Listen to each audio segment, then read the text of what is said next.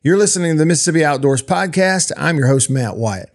Today on the show, a guy who has been all over the world hunting, and not just hunting, but he did it with cameras and recorded a lot of it, and he's still doing it as the host of Mississippi Outdoors TV since 2017. He is Kevin Meacham.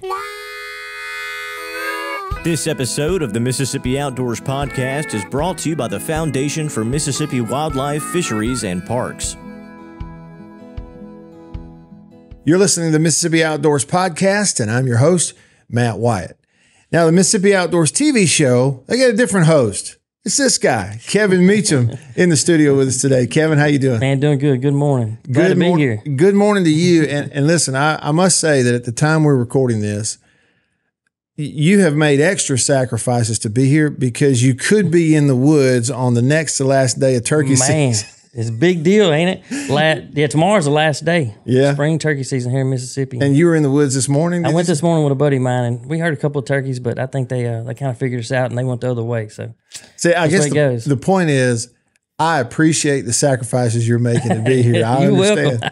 You do have better things you could be. Man, chasing turkeys is a lot of fun. You get that bug in your system, you can't get rid of it. I heard you talking about that earlier, and you sound just like any other turkey addict. That's a good word, yes. That I've ever come across. When did that start for you? Well, growing up, I didn't really turkey hunt. My dad didn't turkey hunt. He was a crappie fisherman. Okay. So he didn't have time for turkeys. He's too busy ripping lips, he'd say. But I guess it was about first year of college, and I was at Hines, and a buddy of mine turkey hunted, and I went with him a couple of times, and then went with some buddies to Texas, and then kind of got hooked after that, and been doing it ever since. Now, when you say growing up and your dad was a crappie fisherman, that was right here, like locally. Where was so it? my dad's from Vicksburg and was married for about 15 years and then divorced and then remarried. And my mom that he married, he had 3 more boys. So he had his first marriage, he had a daughter, then a son, and then when he remarried, he had 3 more boys. And so we lived in Clinton. He was from Vicksburg. She was from Collins, Hattiesburg area. And so they kind of met in the middle, I guess, and picked Clinton. And so he was in the insurance business for 40 years, but my dad liked to deer hunt and crappie fish. Mm-hmm. If he wasn't hunting, he was crappie fishing. He didn't like bass fishing. Like, he wouldn't let any of the boys in the boat with a rod and reel. It was jig poles only. Is that right? Oh yeah, he was serious about it. How about that? So I tried to take him turkey hunting a few times, but he wouldn't do it. He loved that fishing. He might have known that if he did go turkey hunting, it'd be hard to pick one or the other. Yeah. Not too many guys. I mean, it's hard to, this time of year with a spawn going on, this is crappie time and it's turkey time. So, unless you just don't have a job and you can, turkey hunt in the morning and crappie fish in the afternoon, maybe that'll work. But it's kind of hard to be passionate about both. That turkey gets in your system. Yeah. It's hard to get rid of it. Yeah. Well, obviously you're an avid outdoorsman. And so there's some of your beginnings. Here we are. We know you now as the host at Mississippi Outdoors Television. But in between, if we go back, something happened to set you on that path from a kid in Vicksburg to be getting into outdoor media. Like, what got you started there? I guess what really got us started is I grew up in Clinton, went to Clinton High School, and weekends, my brothers and I with our dad would spend the weekends at Eagle Lake. We hunted all around the Eagle Lake area, and the camp we were in bordered Terra Wildlife. And then we were members of Terra for a few years. And so I spent a lot of hunting seasons at Terra and Halpino Lake crappie fishing. And I bumped into one of the guides up there at Terra, and he's like, "Man, what you doing? What are you doing these days?" And I said, "Well, I'm going to Hines." And he said, "We need some guides. We're looking for young guys that want to come up here and guide." Because at that time, Terra was a membership club at the main lodge. And then they had North Willow Point and South Willow Point, which were the 2 islands. And they were doing 3 and 6 day bow hunts. Well, they needed guys to take out hunters, hang stands, track deer, do food plots, road, everything that needed to be done. And I mean, so I said, well, I talked to my dad about it, and my dad was like, if you want to do it, go do it. So I did, but I didn't go full time. I went over there in the summer of '94 and worked until after Christmas, and then went back to college. And I actually went to state for a year and then went back to Terra. So I worked at Terra off and on for probably 3 or 4 years, and that kind of got me started in the hunting world.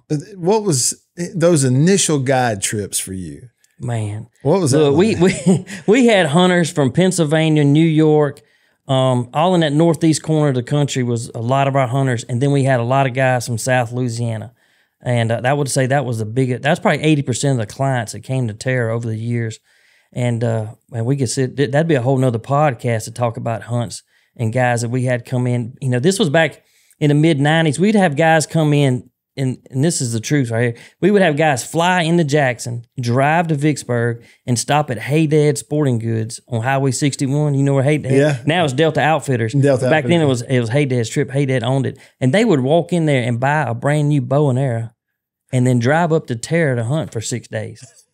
And think of that. And then they would get us to put everything together. Like they'd have the bow and the rest and the sights and arrows. And then we'd see guys show up. I remember one group of guys from North Carolina. One guy was a pharmacist, his brother was a mechanic, and the brother that was a mechanic had a bow. He broke the top limb on the bow and took a limb off another bow and put it on that bow and came and bow hunted with it. Is that right? Couldn't hit a target at 20 yards, but he could hit a deer at 30. He was just one of them guys. He wasn't a target shooter, but he could shoot deer. He could figure it out. Man, I seen guys with different air links, different broadheads. Yeah. I mean, just all kind of stuff. So if they came in and bought equipment, what would they do? Leave it, sell it, ship it back home? I guess they take it back home with them. I mean, take it, break it apart, and put it in a suitcase somehow. Yeah, you never know. I mean, and we'd have 15 hunters every 3 days. So they would come in on Sunday at lunch, stay till Wednesday if they were on a 3-day hunt, leave at noon, and Wednesday another group of guys would barge across the lake and hunt Wednesday all the way to Saturday at lunch. Or some guys would do a full 6 days. Wow. And, man, we've seen all kind of different people. People scared of the dark. You know, because each guide would get 3 or 4 hunters, and it never failed. You'd have one guy come in there. He'd kind of catch you off to the side. He'd be like, look, Kevin, I don't do real good in the dark. And I'm like, what do you mean you don't do good in the dark? He said, let me out last and pick me up first. And so it was pretty cool. It was a learning experience, and because we hunted every day. You know, Mississippi, we're blessed to have October the 1st to January 31st. Yeah. I mean, I've traveled the country. Not many states have the hunting season that we have right here in Mississippi. Yeah. It's pretty special. You know, part of that, asking you that question for me was thinking there has to be some pressure as the guide to make sure that the hunt goes off the way they expect. Yeah. They're going to that kind of trouble. So for you as the guide, and you're just a young kid at this time. Oh, I was 18, 19, 20. Yep. There's some pressure that you got to put them in the right place at the right time. It's got to happen. Yes. Yeah, it was a lot of pressure because they wanted to be in a good spot. You know, even if it was a group of buddies.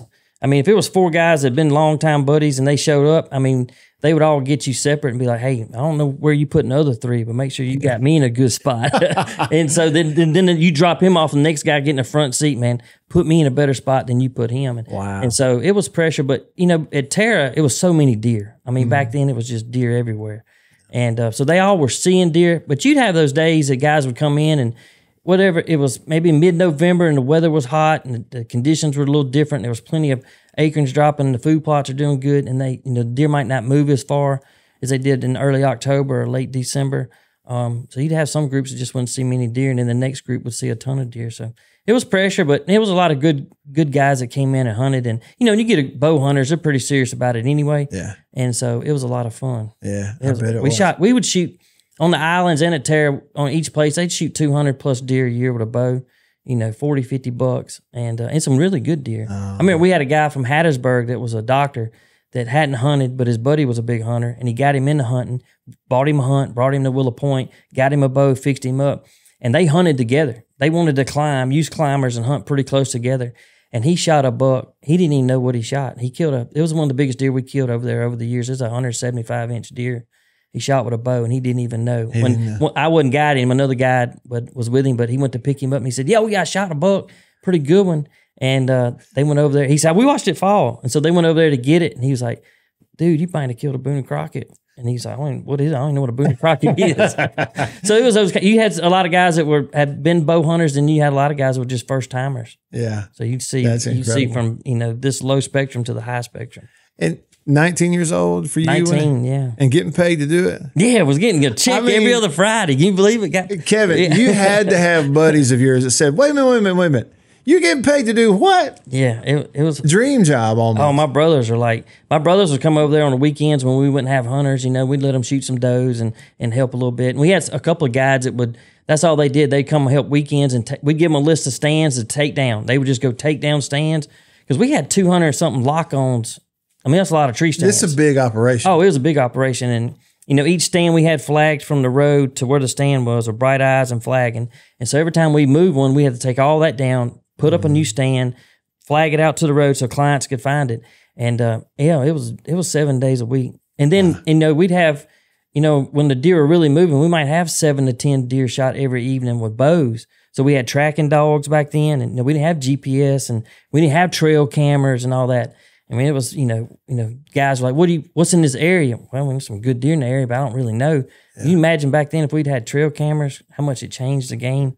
Yeah. And but I still like that old school that you go out there and hunt, you don't really know what's there. Yeah. You know, this kind of changed a lot with trail cameras, good and bad. It's interesting you say that. So we probably, Chip, need to come back another day and have a conversation about the parallel of comparing when trail cameras came along for the hunter. Oh man! To this forward-facing sonar and that we're in live sonar, live view that we have now for fishing. Oh yeah, you could compare trail cameras to live scoping. Right. That's kind of what you're doing, really. Both beforehand, you're kind of blind. Yeah. You have to guess that they're there. That's right. But you know, fish, you could be casting to nothing. You could be hunting nothing. Trail cameras come along, you know, kind of what's there. Yeah. Well, the questions, you know, my son's 18, fixing to graduate high school, and I can remember when he was, you know, in that early stages of starting to hunt, the question of what's in there was never brought up. Yeah. But now with trail cameras, you know, that what's been in there lately. Mm-hmm. Am I going to see a buck at this stand, or am I going to see a doe? You know, is it a nice 10-point, 8-point? You know, when I was a kid growing up, my dad had 3 or 4 boys. He had to go put on stands, and we hunted with dogs and horses back then. It was like you hear dogs getting close, get ready. You know, it wasn't there's a nice mature 8-point or 10-point in there. We were deer hunting. And so it's changed a lot over the years, and it's gotten more sophisticated. But so is fishing. Hunting from horses. Yeah. So my dad loved to run dogs and horses, and the camps we were in, that's what they did in the mornings. We'd turn dogs loose, and it'd be probably, you know, 7, 8 guys on horseback following the dogs and catching them up. And yeah, first deer I ever shot was 20 gauge with buckshot. Dogs was pushing him. It was a spike. I mean, he was running wide open too. And so I shot some deer off horse. On the move, yep. And then in the afternoons we'd still hunt. You know, go sit on a food plot or go. I interrupted you. You said you shot off horses before. Yeah, hunted off horses. Yep, that was a lot of fun. Shotguns, 30s. My dad shot a 35 Marlin lever action off horseback. Loved it. He loved it. He'd rather hunt. He'd rather run dogs and horses and then sit still. Now he would bow hunt. He loved to bow hunt. But if it was gun season, he'd rather be running dogs. How about that? Yeah, it's pretty cool. You know, you describe it like, to me, that's like really old school. Mm-hmm. And I can close my eyes and picture some of those old, like, you know, Henry Rifle cartoons and paintings that you would see of like the old school ways of hunting. That's kind of what I would see. I tell you what, this year, I still have my first rifle my dad got me was a 30-30 Marlin lever action, and I still have it. And I hadn't shot a deer with it. I can't remember. Maybe when I was at Primos, we took some horses up to Will Primos's place in Belzona, and we shot a lot of deer off horseback. Me and Chris Ashley, we were making pushes for the other guys trying to thin out his doe population. Mm-hmm. And that was probably the last time I'd shot that 30-30. And I killed a buck with it this year. Still iron sights, no scope. Is that right? It was awesome. It was I shot it Thanksgiving afternoon by myself in a blind with my old 30-30. Man. It was a nice 8-point, but it wasn't the part that it could have been a small 6-point. It was just the memories of taking that old rifle and iron sights and doing it again. I actually hunted with it the rest of the season. You know, I got a safe full of guns, but taking that old gun was pretty cool. Are you someone that you get moved by nostalgia? Because as I've gotten older, yes. I think we all do. Age. Yeah. You know, the early years at Terra and Primos, you know, it was all about how many trophies you could get on the wall and how many turkeys you shot and how many crappie or bass you caught. But I think as we all get older, the trophies are really the memories looking back on it, which is pretty cool. Yeah. So that's a great way to describe it. Just like sitting in the woods now in the springtime, you know, I really ain't got to shoot that turkey no more. I will if he comes up there, but if I can just sit there for an hour before work and listen to him gobble, that's enough right there. And to go back and hunt him again the next day, I think that comes with age, I think. Does your heart beat as fast when you hear that gobble as it did at the beginning? Yeah.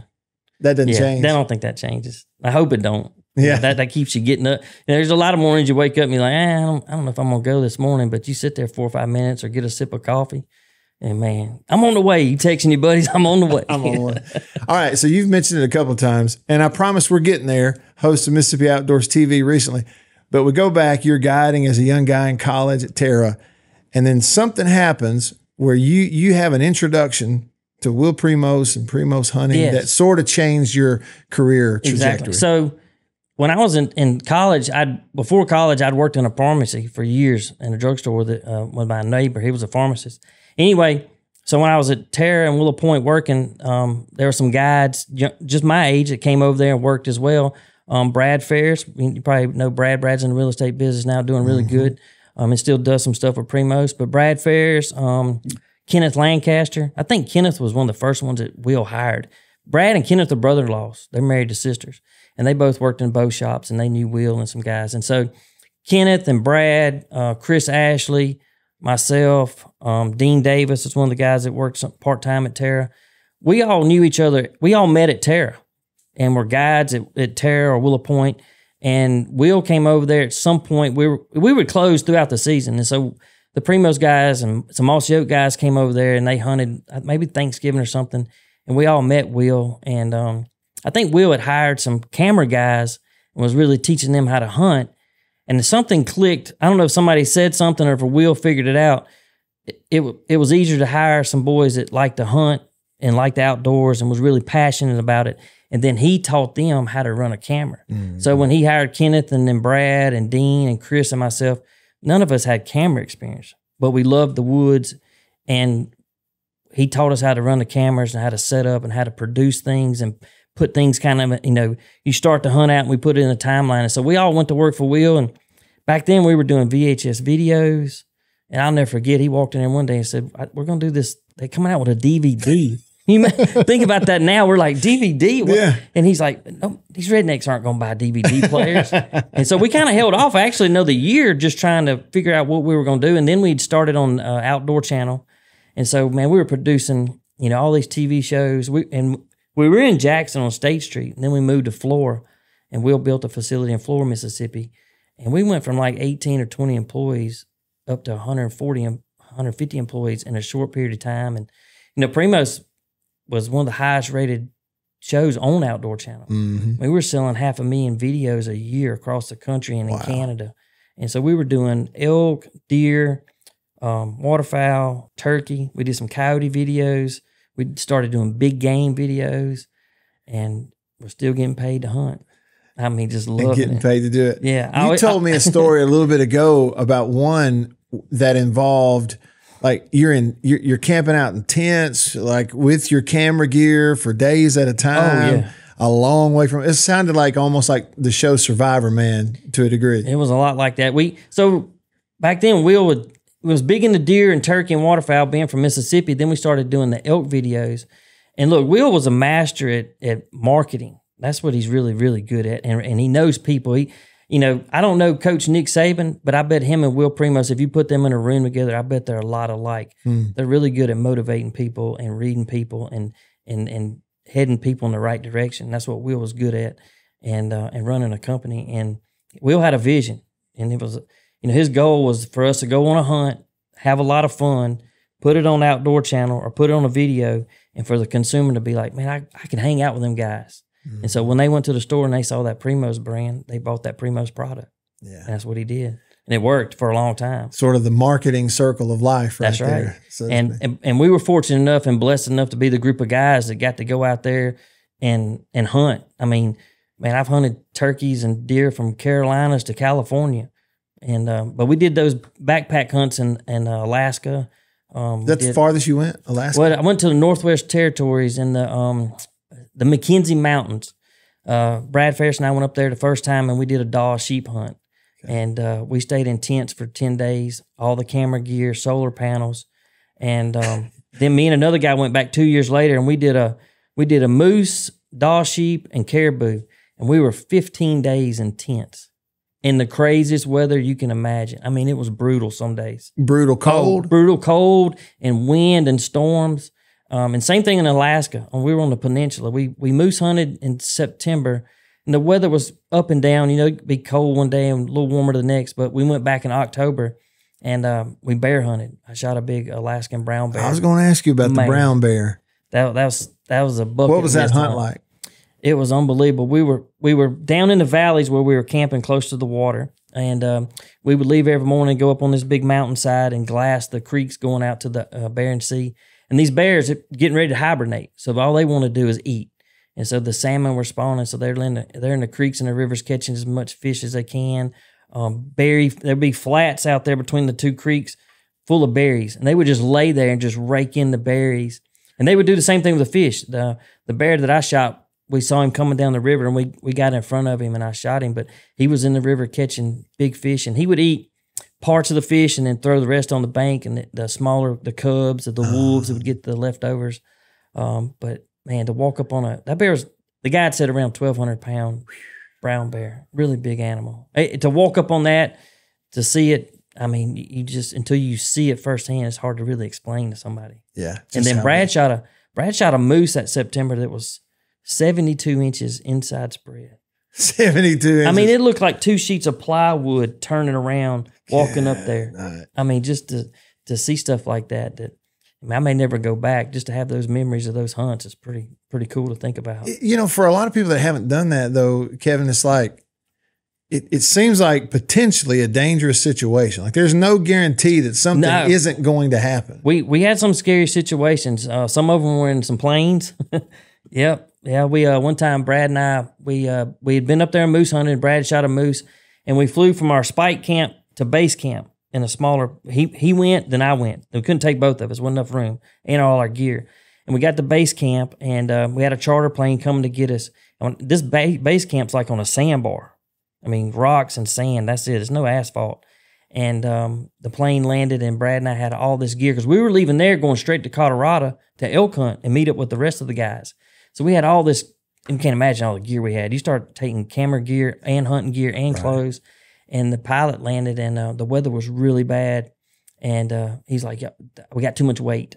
So we had to leave some stuff because we were coming back in October. So we left a few things, but he still was worried about our weight and taking off.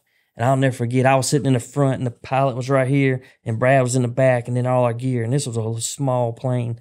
And Brad was like, let's just try it. and the pilot was Brad. like, well, yeah, we don't try. That's how you crash. But we took off, and I mean, it felt like the wheels went right, like this microphone, the wheels went right through the tree limbs going up, and we made it back. But it was a few times that we flown in that. We flew in the Northwest Territories. We were 150 miles from base camp by helicopter, and they dropped us off. And thing about the Northwest Territories, when you do shoot something, you can, we had satellite phones. We could call home, talk to family, and then we called base camp, and they would come in there with a helicopter, and they had a drop net. So we'd quarter the moose up, they'd chopper it back to base camp, and we could keep on hunting. So that made it nice. Satellite phones. Yeah. Otherwise, there's no communication. The zero. Yeah. I mean, we're in the middle of nowhere. I mean, there's no communication. And I'll never forget, we sheep hunted first. Me and another guy, we were sheep hunting, then we're going to move and chase moose. And so they came in there with a helicopter, and we had a caribou and 2 sheep. And he said, I'm going to move him and y'all campsite to one spot and then run back to base camp, drop off the animals, and then I'll come back and get you. And I was like, okay. And this is late in the afternoon. He's like, keep a gun, keep a tent, keep some food, and keep your sat phone in case something happens and I don't come back today. Because weather could blow in. The weather changed up there by like Mississippi. I mean, one day it's hot, next day it's cold. And so when he choppered out of there, I was like, what do you, so I was there like 3 or 4 hours waiting on a pickup ride. So just to be out in the middle of nowhere knowing, I was like, better get because there was grizzly bears and all kind of stuff around there. So I just kind of sat there on the bank of the river 3 or 4 hours just chilling out. And that hits you. Wondering if for sure he's coming back. Yeah, hoping he's coming back. No grizzly encounters. We on the first time we went sheep hunting, we encountered a female grizzly and 3 cubs, and they were across the river. And one of the cubs maybe smelled us or spotted us and started kind of barking a little bit. And then she stood up and looked at us, but nothing happened. But you just think it could. I mean, you got to be ready, you know. Did the hair on the back of your neck also stand up about the time she stood up? Oh yeah, I'll never forget the second time we went up there. Right there in our campsite, we had bear tracks, big bear tracks between my tent and Brad's tent. Wow. So we don't know if it was while we were out hunting all day or if it was during the night. While you were but sleeping. it was between. It wasn't there when we put the tents there. Mm-hmm. So I mean, you're thinking about 1,000-pound brown bear. Yeah. I'm fascinated by it. Because I've seen the shows, like the Survivor shows, and the contestants. When that happens, they'll hit the button and say, "Come get me! I'm out of here." Yeah. You're on that hunt. There is no come get me. There's no button. There's no button. But it was cool, man, to go on those kind of hunts. Not all the guys in the group wanted to do it. It was several of us that kind of, Will kind of came to us and said, who would like to go? The first trip that Brad and I did, we did mountain goat in British Columbia. You know, being from Mississippi, we didn't have the right gear. Like we had our boots and we had some, hunting clothes and stuff like that. But when you start doing that extreme mountain stuff, you need better equipment and rain gear all the way down to because your feet are your lifeline. Yeah. If your feet are in bad shape or get blisters or they're banged up, then you're in trouble. So we kind of changed our gear for the mountain hunting and really got geared up. And because we'd elk hunted a lot over the years, and man, he loved that elk hunting. It's kind of like a supersized turkey hunt. You know what I mean? You're calling to them and you're bringing them in bow range. And we elk hunted the finest places in the country, all the way from Arizona to Montana. I mean, it's hard to imagine that individuals own that big chunks of land. Yeah. It's crazy. Yeah. And the families that hunt it and they take care of it. It's a big operation on all those ranches. Long way from Clinton, Mississippi. Long way from Clinton, figuratively and literally a long way. Yeah, then we got cell phones. You go on your cell phone. You put in there. How far is it to Vicksburg? Imagine being in the McKenzie Mountains and hitting home on your cell phone. It's 3,300 miles, 3,000 miles. Yeah, to the house. That's just incredible. Yeah.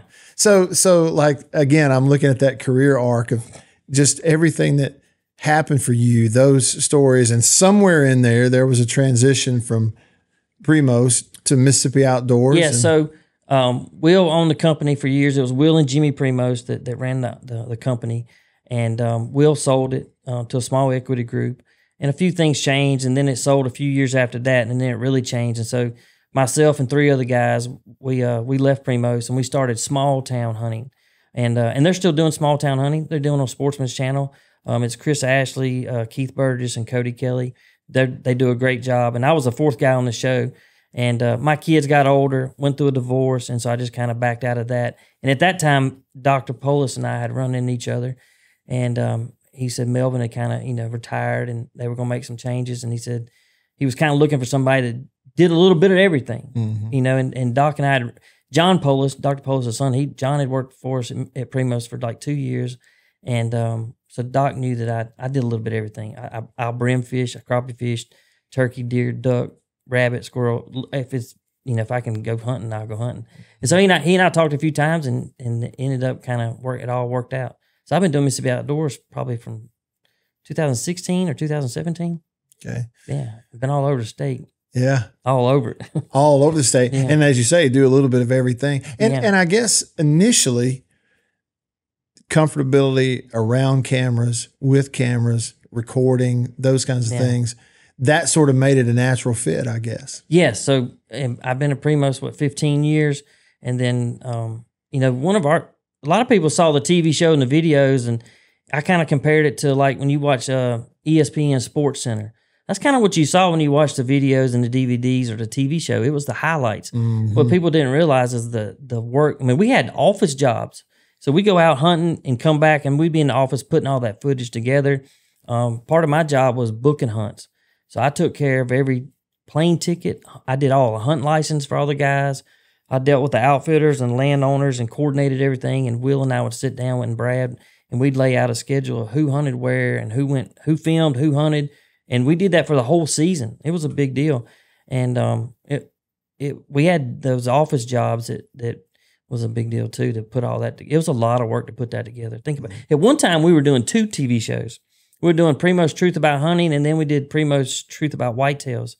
And I mean, we were doing 36 new episodes a year. And like you say, okay, so for one show, there are hours and hours hours of things that have to feed into that to get one show out. That's right. Of it. Yeah. So you multiply that times 36. Yeah. So we would put like two hunts on each show, sometimes 3. If it was elk, it'd be 2 elk hunts, and maybe a close call. We got one in, didn't get a shot at it, but a lot of times it'd be 3 shots on a show, especially turkeys, and to put all that together was a big plan. But it was a lot of fun. I mean, we were blessed, man. We got to hunt some of the finest country from coast to coast. Yeah, pretty cool stuff. What's the highlight for you of working with Mississippi Outdoors TV? I've met so many people. I think that's the coolest part of it is, I've fished with a bunch of biologists that I didn't even know existed. I mean, one time I went and fished Grenada Lake, and I think it was Scooter that went with. Yeah, Scooter Watley was filming, and he told me we're fishing with one of the fish biologists, and we're going crappie fish, and his name is Tiny. And so we pull up at this store, and all I knew was Tiny. And this guy pulls up in a red pickup truck with a boat hooked on to a truck, and I was like, that's got to be Tiny. And this black fella steps out of the truck, and he looks like Shaquille O'Neal. That's what he looked like. And I said, you got to be Tiny. And he said, yes. And we had a blast. I mean, he knew so much about fishing, and we caught a ton of crappie in Grenada. And I mean, I sat beside him, and I felt like a little guy sitting beside. I bet he was 6'6" or 7. Got to have a big boat. Big boat, and he knew how to crappie fish. Yeah. And so, we've done the super hunts. That's pretty cool every year to go with those kids or young adults and see them and the smile on their faces, and we kind of take it for granted, but I mean, it's a big deal for those kids and those adults to do that super hunt every year. And it's good that the department lets them hunt, before the youth season starts. So they kind of get the first weekend of the gun hunts. And that, would they have like 100 participants last year? That's a lot of people. That's a lot of people. And it's not only the families that show up to be a part of that, but it's the landowners and the people that take their time to be a part of it. I mean, it's a big undertaking and a lot of fun. And if you do it one time, if you're the person putting up your hunting land or you're volunteering to go with somebody, you do it once, you're coming back. Yeah, no doubt, you're coming back. That's pretty cool. That is pretty cool. Yeah. Well, it's been really cool to get to talk to you. I have a feeling that if we had time, I could just go on and on and on asking you questions about experiences in your life in the outdoors. What a journey you've had. It's been cool. It's been a lot of fun. I just turned 50 years old, and it's hard to believe I started in the outdoor industry when I was 18. Yeah. And I got a twin brother, and he works in the hospitals, and we always laugh about it. I said, look, man, we talked to the same counselors in school. You went to the medical field, I went into the hunting field. That's all I can tell you. It's timing, like with every job. Just right place at the right time and meeting the right people, and it's been a lot of fun. Kevin, this has been a lot of fun. Thank you. I appreciate it. It's been fun. Hope you enjoyed that. Thanks for listening to the Mississippi Outdoors Podcast. I'm Matt Wyatt. And I'm Kevin Meacham. See you outdoors.